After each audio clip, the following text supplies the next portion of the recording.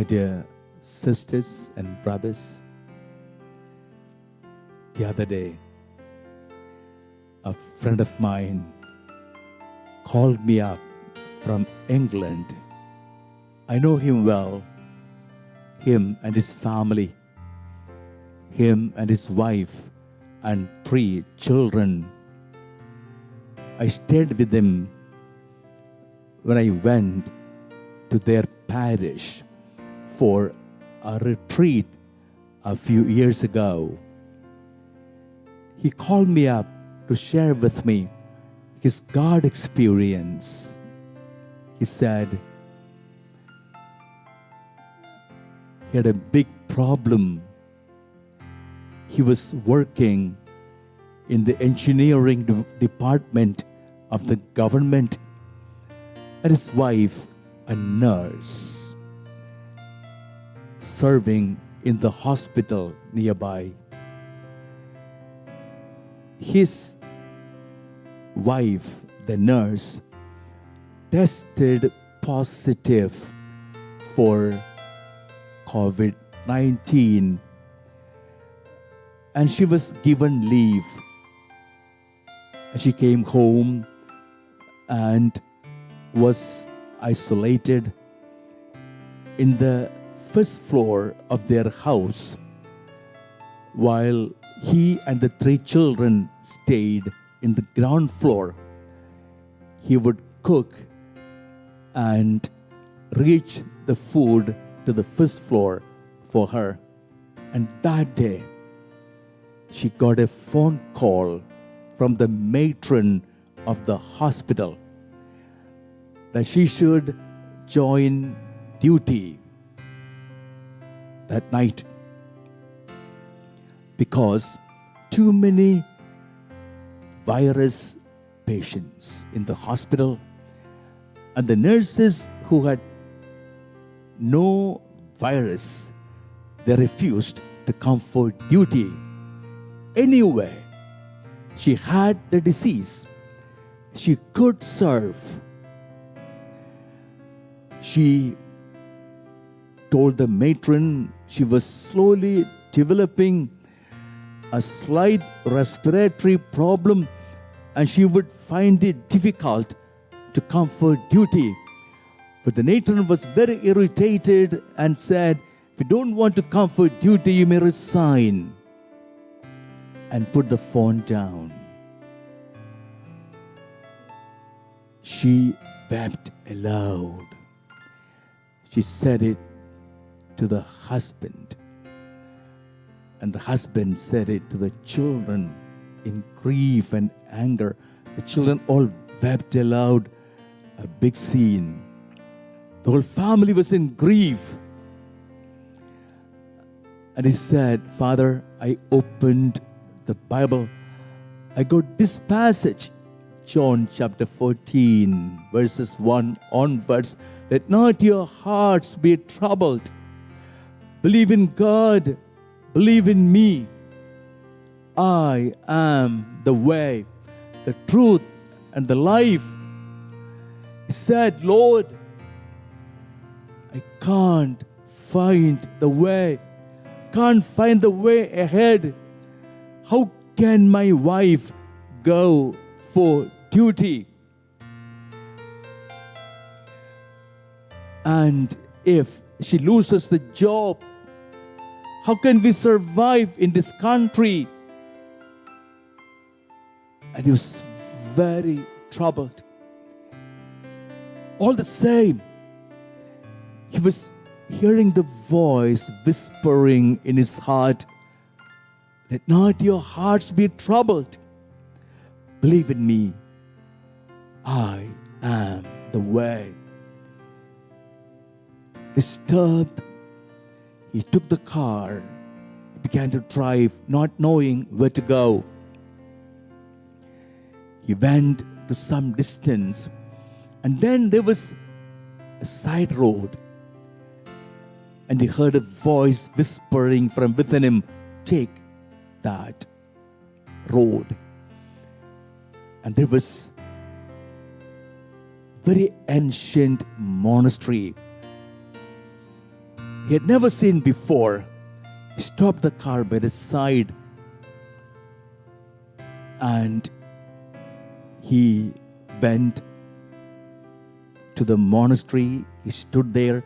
He saw a bell there. It is already 6, very clouded and getting dark.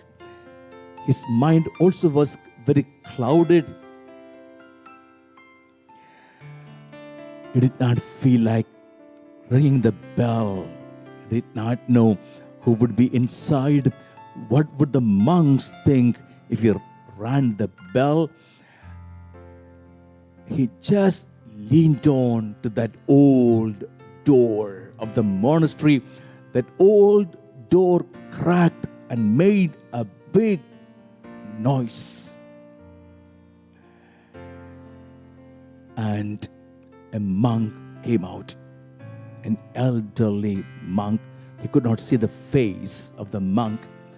The monk asked him, "What do you want?" He fell at his feet. He said, "Father, I just want to pray." Tears flowing down his face. The monk told him, "You come inside and sit here. In 15 minutes, we begin a mass." 3 old monks started the mass. When the time for Holy Communion came, he did not know whether he would be given communion. He just went in to the first pew. They gave him communion. After that, he continued praying. This old monk came back to him after Mass.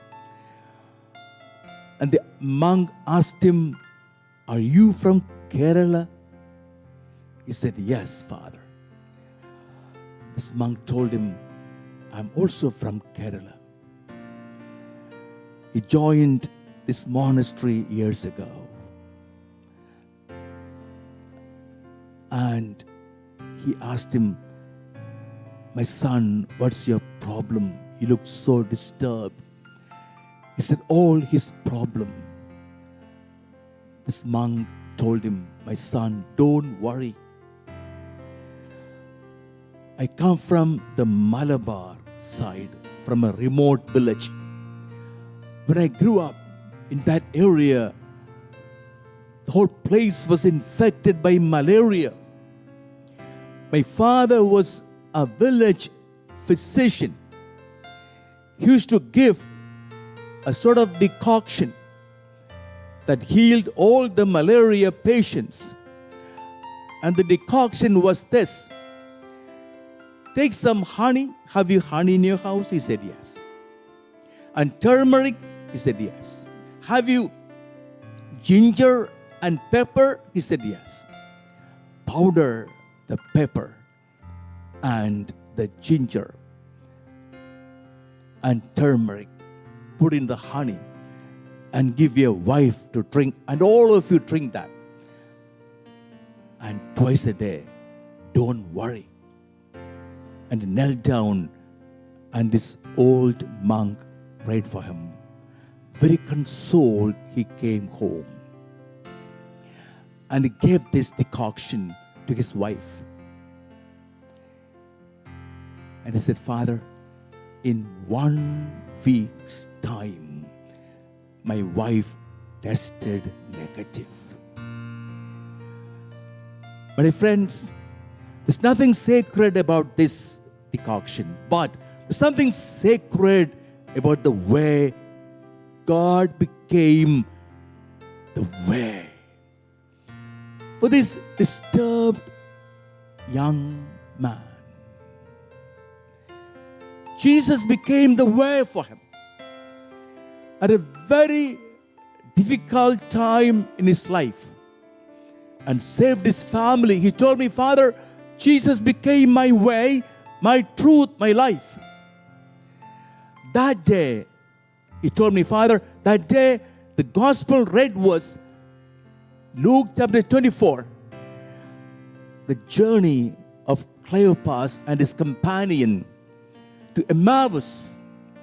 Jesus, the passerby, talking, walking with the two disciples.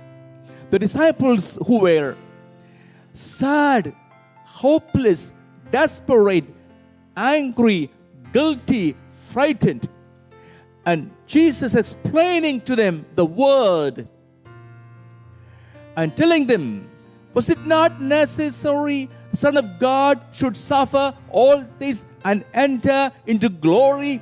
How all their negativity was turned to a great experience of joy, and how Jesus led them to a Eucharistic experience, and they were rejoicing and went back to Jerusalem to join the disciples.